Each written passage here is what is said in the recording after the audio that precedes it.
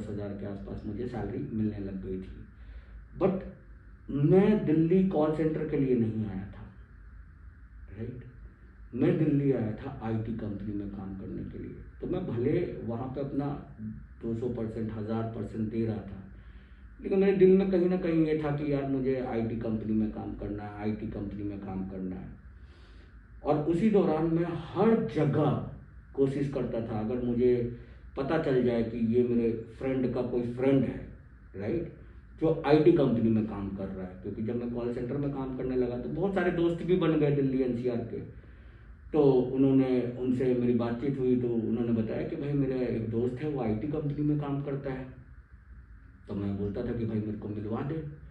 जब मैं उनसे मिलता था तो मैं उनको बस एक ही रिक्वेस्ट करता था कि भाई मेरे को भी आईटी कंपनी में काम करना है, कैसे करूँ, क्या करूँ, आपकी जॉब कैसे लगी, राइट।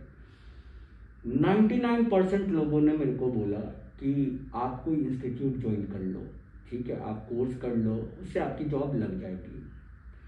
तो गाइस फर्स्ट टाइम आज तक मैंने अपने पापा के पैसे को उड़ाया, ठीक है। कॉलेज में वही फीस भरे, ठीक है, कोई अगर कोर्स करना है तो फीस वही भर रहे थे। जिंदगी में पहली बार मैं खुद कमा कर मैं एक इंस्टीट्यूट गया, मैं उसका नाम नहीं लूँगा गाइस, वो दिल्ली में था। मैंने वहाँ ज्वाइन किया और अच्छा खासा सैलरी, आप समझ सकते हो कि जब मैं 10,000 रुपये कमा रहा हूँ और पैसे बचा कर 40,000 रुपये मैं उस वक्त उनको पे किया था कोर्स के लिए, .NET के कोर्स के लिए, राइट। तो उन्होंने मेरे को बोला कि भाई जब आप किसी इंस्टीट्यूट में जाते हो ना, तो आपको जो वहाँ की काउंसलर होती है ना, वो आपको बहुत बड़ी बड़ी सपने दिखाते हैं कि भाई आपकी तो जॉब लग जाएगी, ये हो जाएगा, वो हो जाएगा, हम ऐसा पढ़ाते हैं, वैसा पढ़ाते हैं, ठीक है।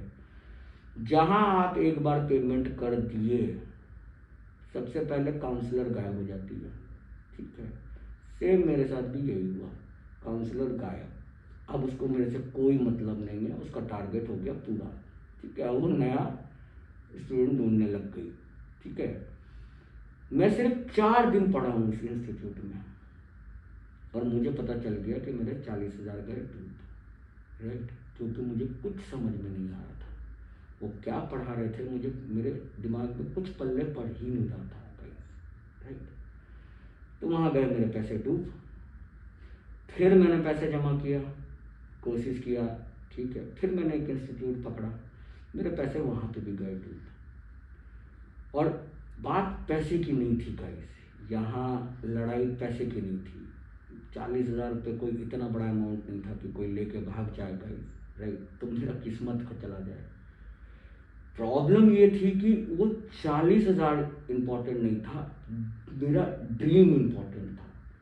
मेरा आईटी कंपनी में काम करना ये मेरे लिए बहुत मायने रखता था उस वक्त।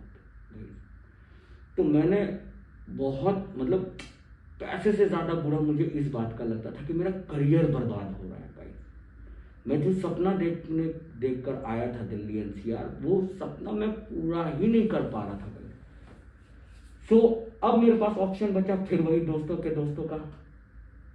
आप बिलीव नहीं करोगे गाइस, मतलब अगर कोई मेरा दोस्त बोल देता था ना कि मेरा एक दोस्त आईटी कंपनी में काम कर रहा है, भाई मैं उसके पैर तक पड़ने के लिए तैयार था कि भाई मेरे को बस बता दे कैसे होता है।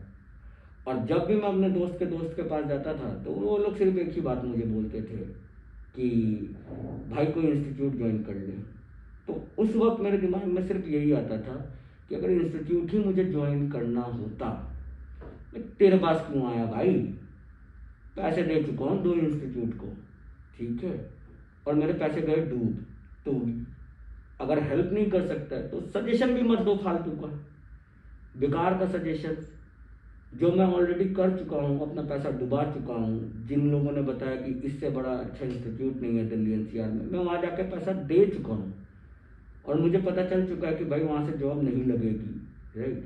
तो मैं ऐसा काम ही क्यों करूँ। तो उसके बाद फिर मैंने छोड़ दिया कि भाई कोई अगर वर्किंग प्रोफेशनल होगा वो पढ़ाएगा तो पढ़ाएगा, नहीं पढ़ाएगा तो कोई दिक्कत नहीं है। इसी दौरान मुझे एक फ्रेंड का पता चला जो सेम .NET में मैनेजर थे आईटी कंपनी में और अच्छे खासे एजेड थे कहीं। तो उनसे मेरी मुलाकात हुई और लिटरली वो मेरे, जहाँ पे मैं अभी रहता था, मतलब मेरे पेरेंट्स रहते हैं, सेम उसी सिटी के वो निकल गए। तो जब उस सिटी के वो निकल गए तो आप बिलीव नहीं करोगे, मेरे आंख से आंसू निकल गया गाइस। मैं उनके सामने रो दिया कि सर मैं यहाँ अपना करियर बनाने आया था आईटी कंपनी में, कहीं जॉब ही नहीं लग पा रहा है, कॉल सेंटर में काम कर रहा हूँ, पता नहीं मैं क्या कर रहा हूँ अपनी ज़िंदगी में, राइट। तो उन्होंने मेरे पे तरस खाया और उन्होंने मेरे को बोला कि ठीक है मैं कोशिश करूँगा, मैं तेरे को पढ़ा दूंगा, राइट। उन्होंने मेरे को मना नहीं कर पाए एक तरीके से अगर देखा जाए तो। और वो रहते थे गाजियाबाद में, मैं रहता था, अगर आप लोगों ने नाम सुना होगा दिल्ली एनसीआर में, शादीपुर दिल्ली में, राइट, मैं रहता था वहाँ पे। और उस वक्त आपका लक्ष्मी नगर का मेट्रो स्टेशन बन रहा था, इफ़ यू रिमेंबर, राइट, कि उस वक्त क्या जाम लगता था लक्ष्मी नगर के साइड पे। मैं डेली बस में जाता था, करीब मुझे 3.5-4 घंटे लगता था सर के घर पहुँचने में गाजियाबाद, और वहाँ से 3.5-4 घंटे। और वो जो 2 घंटे पढ़ाते थे ना गाइस, मतलब दैट वाज ऑसम। और उन्होंने मुझे ना एक बात बोली थी, उन्होंने मेरे को बोला कि पंकज तुम डॉट नेट पे ही क्यों जॉब करना चाहते हो। मैंने कहा सर डॉट नेट पे ऐसा कोई कसम मैंने नहीं खा रखा है, मुझे काम करना है आईटी कंपनी में। तो उन्होंने बोला कि आईटी में तो बहुत सारे स्कोप हैं, ठीक है, पीएचपी उस वक्त नया नया आया था कि आप पीएचपी पे क्यों नहीं ट्राई करते हो, राइट, आप डिज़ाइनिंग में क्यों नहीं करते हो, आप डिजिटल मार्केटिंग में क्यों नहीं करते हो। तो मैंने बोला यार ये सब क्या होता है सर, हमें तो कॉलेज में सिर्फ 2 ही चीज़ पढ़ाया गया था, एक जावा दूसरा डॉट नेट। भाई जो टॉपर थे वो जावा की तरफ भाग गए, जो बैक बेंचर थे वो डॉट नेट की तरफ भाग लिए। तो मेरे को इसके आगे तो कुछ पता ही नहीं था। तो बोले कि पंकज प्रॉब्लम बस ये है कि आपको ये चीज़ नहीं पता है, इसलिए आप ऐसे बैठे हुए हो, राइट। तो आप ये मत देखो कि आपको क्या करना है, आपको ये है कि अगर आपको आईटी कंपनी में काम करना है तो जो भी आईटी कंपनी में आपको अपॉर्चुनिटी मिले आप उसको पकड़ लो। और जब वो पढ़ा रहे थे मुझे तो नो डाउट कि उन्होंने बहुत अच्छा पढ़ाया, और उनके पढ़ाने और उनके समझाने के बाद मुझे एक चीज़ समझ में आ गया कि नहीं, अगर करियर बनाना है आईटी कंपनी में तो कोई भी ऑप्शंस हो जो मेरे लायक हो, जो मुझे सूट करता हो, जिसमें मैं बेस्ट हूँ, मुझे वो करना चाहिए। तो मैंने क्या किया, धीरे धीरे मैंने उस पर काम शुरू कर दिया कि चलो लेटेड भी मैं अपना पढ़ाई चालू करता हूँ। सो तब तक मैं एक, मेरे पास थोड़ा सा नेगेटिव ये हुआ कि सर का प्रमोशन हो गया और वो यूएस चले गए। जब वो यूएस चले गए तो अब वो मुझे पढ़ा नहीं सकते थे, लेकिन उन्होंने मुझे इतना नॉलेज दे दिया था कि अब मेरे को था कि हाँ अब मैं कुछ कर सकता हूँ। तब मुझे पता चला डिजिटल मार्केटिंग के बारे में। और उस वक्त गाइस डिजिटल मार्केटिंग नहीं हुआ करता था, मार्केट में उसे एसईओ के नाम से जाना जाता था, सर्च इंजन ऑप्टिमाइजेशन के नाम पे, कि ऐसा कुछ होता है सर्च इंजन ऑप्टिमाइजेशन।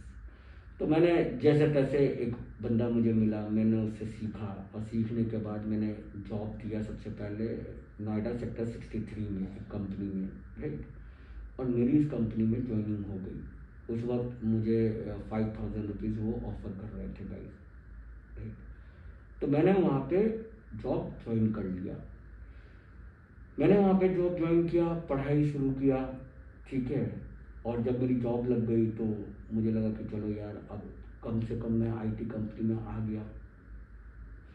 लेकिन अब यहाँ पे एक ट्विस्ट है गाइस, जैसे ही मेरी आईटी कंपनी में जॉब लगी, राइट, अब क्या हुआ कि बेरोजगारों की तो कमी थी नहीं, राइट। अब मैं उस भीड़ से अलग हो गया जहाँ मुझे जॉब की ज़रूरत थी, राइट। अब मैं उस भीड़ में आ गया जहाँ मेरे पास आईटी कंपनी थी, मैं आईटी कंपनी में काम कर रहा था, राइट। तो बहुत सारे मेरे दोस्त के दोस्त अब मेरे पास आने लगे कि भैया आप आईटी कंपनी में काम करते हो तो प्लीज़ मेरे को भी आप तो सिखा दो, कैसे आपने जॉब लिया, क्या किया क्या नहीं किया। और गाइस मैं आपको बताता हूँ कि उस वक्त सबसे पहले जो मेरे मुंह से वर्ड निकला वो यही निकला था, भाई कोई इंस्टीट्यूट ज्वाइन कर ले। रीज़न क्योंकि मैं पढ़ा नहीं सकता था। आप एक्सपेक्ट कर सकते हो कि कोई बैक बेंचर आपको पढ़ाएगा? I don't think so.